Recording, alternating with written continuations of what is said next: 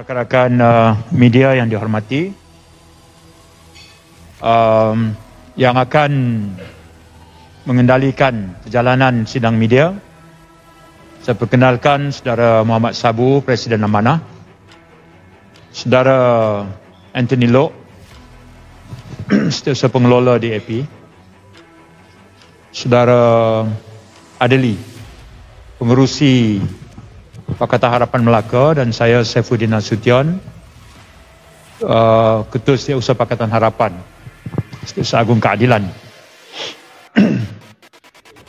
Isi kandungan sidang media hari ini adalah terkait dengan jalanan pilihan raya negeri Melaka dan juga keputusan yang terhasil daripada pilihan raya pada hari ini. Yang pertama, walaupun pengumuman rasmi akan hanya dibuat oleh Suruhanjaya Pilihan Raya sebagai badan pengendali pilihan raya,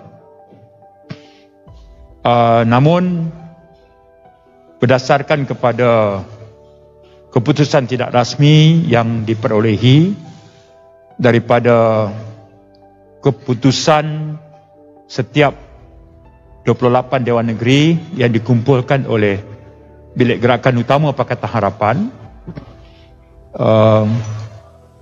kami ingin menyatakan bahawa rakyat Melaka telah pun membuat keputusan melalui peti undi pada hari ini, dan berdasarkan kepada keputusan yang dibuat oleh rakyat negeri Melaka pada pilihan raya hari ini, menunjukkan bahawa mereka kembali meletakkan atau menerima barisan nasional untuk kembali menubuhkan kerajaan. Dan sekaligus keputusan ini sudah tentu merupakan satu keputusan di pihak Pakatan Harapan yang memerlukan untuk dibuat pelbagai pengamatan yang meliputi pelbagai perkara. Namun sewajarnya kami dahulukan dengan mengucapkan tahniah kepada UMNO dan Barisan Nasional. Juga terima kasih kepada pengundi negeri Melaka yang keluar untuk membuat keputusan pada hari ini, yang sekaligus memberikan satu clarity tentang kedudukan politik negeri yang berada dalam keadaan yang tidak menentu. Biarpun mandat pada 2018 yang diberikan oleh rakyat negeri Melaka kepada Pakatan Harapan tidak sempat kami sempurnakan selama penggal 5 tahun kerana berlaku peralihan kuasa dengan cara yang kita sedia maklumi. Namun dengan keputusan pada hari ini, dengan rakyat Melaka telah membuat pilihan, maka Pakatan Harapan ingin mengatakan bahawa keputusan itu perlu dihormati kerana ianya dibuat melalui pilihan peti undi. Saya katakan tadi bahawa di pihak Pakatan Harapan sudah tentu perlu dibuat beberapa pengamatan dan penelitian secara objektif. Kami akan melakukan kajian berdasarkan kepada pattern ataupun corak pengundian mengikut saluran. Sama ada saluran muda, saluran mengikut kaum, ataupun mengikut kawasan bandar ataupun pinggir bandar. Itu adalah satu tugasan yang kami akan lakukan segera. Itu penting untuk Pakatan Harapan memahami isyarat ataupun mesej sebenar yang dibuat keputusan oleh rakyat negeri Melaka. Itu juga penting kerana kelangsungan Pakatan Harapan dalam menghadapi pilihan raya berikutnya, seterusnya, itu akan berpandukan kepada penelitian kami terhadap keputusan-keputusan. Walaupun Melaka bukan menjadikan satu kayu ukur mutlak terhadap corak pemilihan rakyat Malaysia pada pilihan raya umum akan datang, tapi sedikit sebanyak kami memahami bahawa keputusan ini memerlukan penelitian. Jadi itu mukadimah saya, dan saya akan minta saudara Adli dulu untuk memberikan komen. Bismillahirrahmanirrahim. Assalamualaikum warahmatullahi wabarakatuh dan salam sejahtera. Yang berhormat Tuan Haji Muhammad Sabu, Presiden Amanah, Yang berhormat Tuk Sri Saifuddin Sution, Pelaku Setiausaha Agung bagi Parti Keadilan Rakyat, Yang berhormat Saudara Anthony Lu, dan juga semua kepimpinan Pakatan Harapan yang hadir pada hari ini, dan juga semua rakan-rakan media. Jadi seperti mana kita tahu keputusan pilihan raya di peringkat negeri dan kita di peringkat Pakatan Harapan, kita tahu bahawa antara cabaran terbesar kita dalam kita menghadapi pilihan raya di peringkat negeri ini adalah tentang peratus keluar mengundi. Memang kita tak nafikan daripada awal kita sudah menguar-warkan kepada semua, sama ada dari segi jentera kita dan juga keseluruhan kepada rakyat negeri itu, peluang Pakatan Harapan itu hanya terletak sekiranya kita melebihi garis 70%. Jadi kita tahu bahawa cabaran COVID juga memang memberikan kesan juga kepada kita, kerana kita akan menilai tentang kaedah ataupun SOP yang diperkenalkan, dan ini merupakan cabaran terbesar kepada kita untuk kita sampaikan mesej maklumat kepada rakyat. Walaupun kita tahu bahawa kita telah menggunakan semua upaya kita di media sosial dan juga dengan SOP yang ketat ini, tetapi ini semua akan kita buat penelitian sejauh mana ianya memberikan kesan kepada keputusan pilihan raya.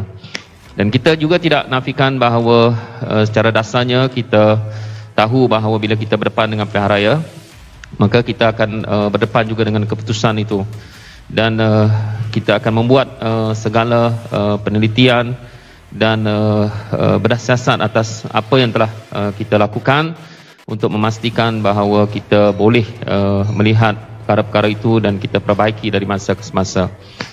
Dan dalam masa yang sama kita juga mengucapkan ribuan terima kasih kepada seluruh rakyat negeri Melaka di atas keputusan yang telah dibuat, dan saya yakin bahawa itulah bahagian daripada hasrat rakyat di peringkat negeri, dan kita Pakatan Harapan akan melihat balik perkara-perkara yang telah kita laksanakan, dan dalam masa yang sama kita cuba usahakan untuk memperbaiki segala ruang yang boleh kita pertingkatkan. Jadi saya ucap terima kasih, dan juga terima kasih juga saya kepada seluruh jentera Pakatan Harapan yang telah memberikan segala tenaga dan masa mereka untuk sama-sama menyampaikan maklumat dan juga menyampaikan penerangan kepada rakyat secara keseluruhannya. Jadi saya ucap terima kasih juga kepada kepimpinan Pakatan Harapan yang memberikan ruang kepada Pakatan Harapan di peringkat negeri untuk bersama dalam pilihan raya di peringkat negeri ini. Jadi saya ucap terima kasih kepada semua. Assalamualaikum warahmatullahi taala wabarakatuh.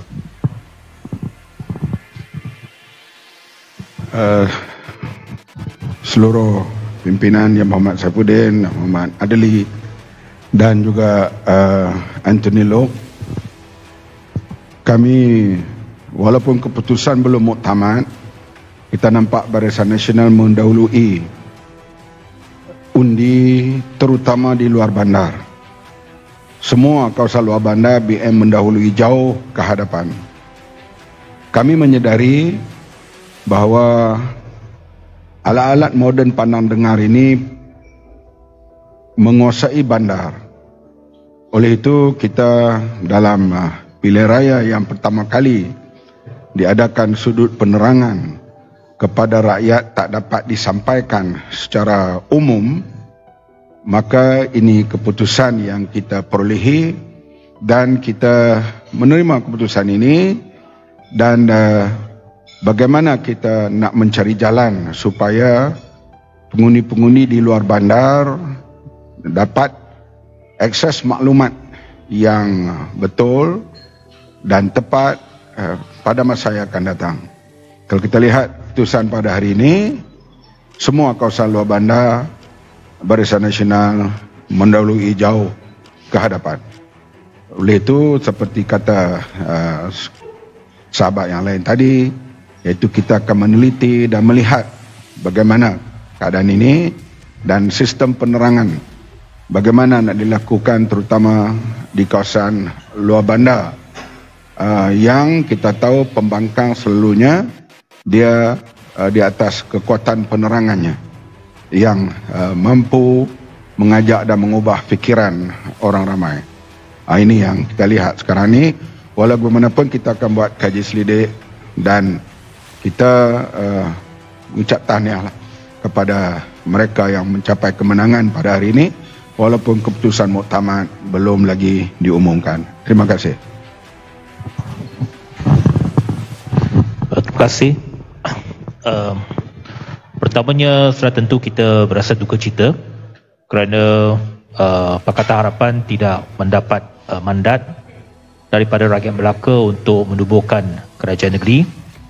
Berdasarkan keputusan awal yang telah kita perolehi, memang laluan untuk menubuhkan kerajaan negeri untuk Pakatan Harapan sudah tidak ada berdasarkan keputusan-keputusan awal di setiap kerusi TUN. Namun begitu bagi pihak DAP, daripada 8 kerusi yang ditandingi oleh calon DAP mewakili Pakatan Harapan, setakat ini kita telah boleh dikatakan kita telah memenangi 4 kerusi secara confirm. 4 kerusi tersebut ialah Kota Laksamana, yang keduanya Kesidang, ketiganya Bandar Hilir dan keempatnya Air Keruh. 4 kerusi ini majoriti kita agak besar dan memang kita boleh sahkan bahawa kita telah memenangi keempat-empat kerusi yang saya sebut tadi dengan majoriti yang hampir lebih kurang sama dengan PIU lepas. Itu menunjukkan bahawa kita mengekalkan sokongan kita di kawasan-kawasan urban, terutamanya Kota Laksamana, Bandar Hilir, Kesidang, ini semuanya dalam kawasan Kota Melaka. Dan kita juga menang di Air Keruh.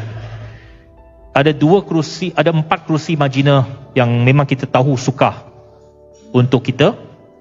Namun begitu, jumlah undi yang diperolehi berdasarkan kajian awal juga masih boleh dibanggakan.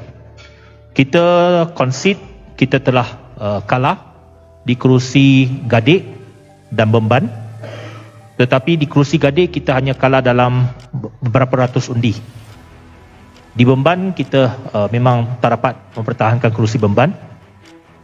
Ada 2 kerusi lagi, iaitu Pengkalan Batu dan juga kerusi Duyung. Dua-dua kerusi ini perbezaan undinya amat sedikit. Kita masih belum concede kedua-dua kerusi ini. Kerusi Duyung dan Pengkalan Batu, wakil calon kita sedang berada di pusat penjumlahan undi untuk mencabar supaya melihat kembali pengiraan undi, terutamanya undi-undi rosak. Kerana undi rosak di kedua-dua kawasan itu melebihi majoriti yang dimenangi oleh sekarang. Jadi kita belum concede lagi untuk dua kerusi ini, Pengkalan Batu dan Duyung. Kita harap perkiraan semula, terutamanya undi rosak. Kita memang tahu bahawa proses pengiraan semula itu tidak berlaku di pusat penjumlahan undi untuk semua kertas undi. Kerana pengiraan semula itu berlakunya di saluran masing-masing.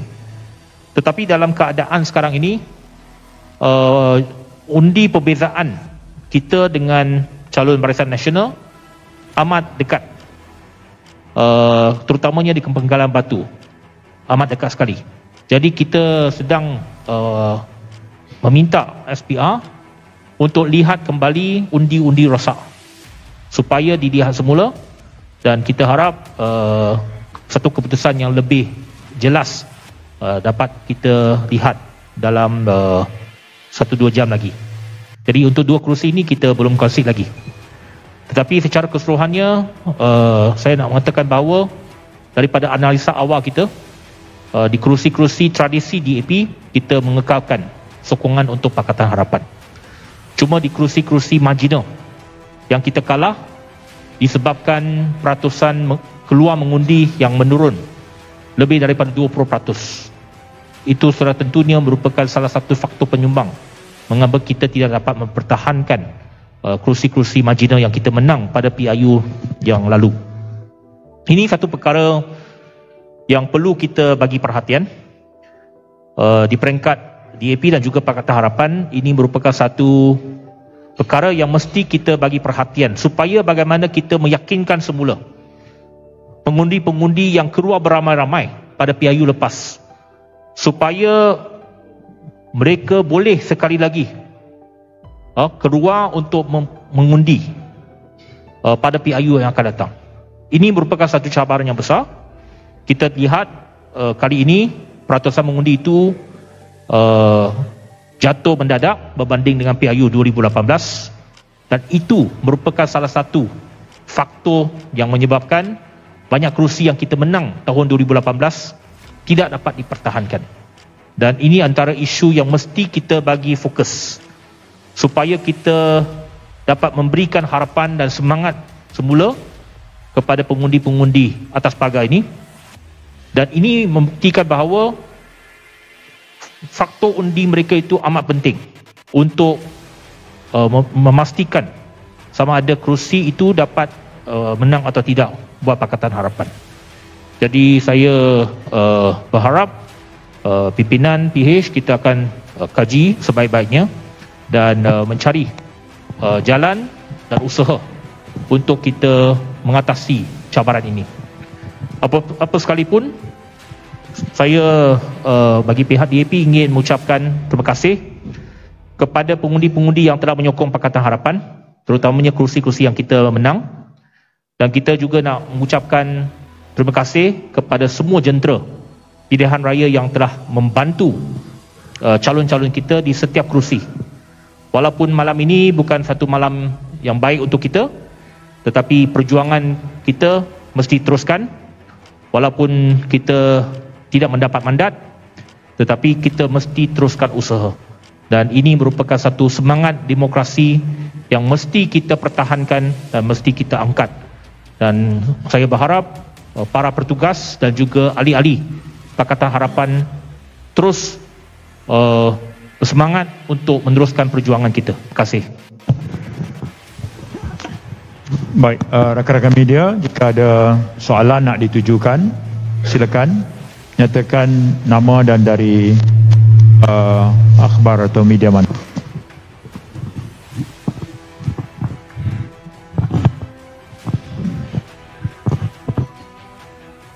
Saya Suhail dari Berita Harian. Soalan saya, adakah kekalahan ini antara faktornya disumbangkan oleh tindakan Pakatan Harapan menerima 2 katak politik?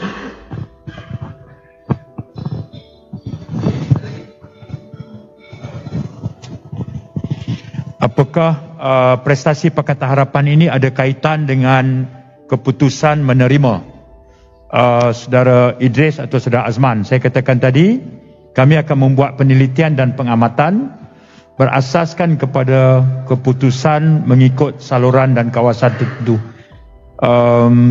Kami tidak memilih untuk membuat satu kesimpulan yang bersifat generalization, tapi adalah lebih baik kami balik dan membuat penelitian semula sama ada prestasi hari ini ada kaitan dekat dengan penyertaan 2 rakan itu yang bertanding di atas tiket Pakatan Harapan. Terima kasih.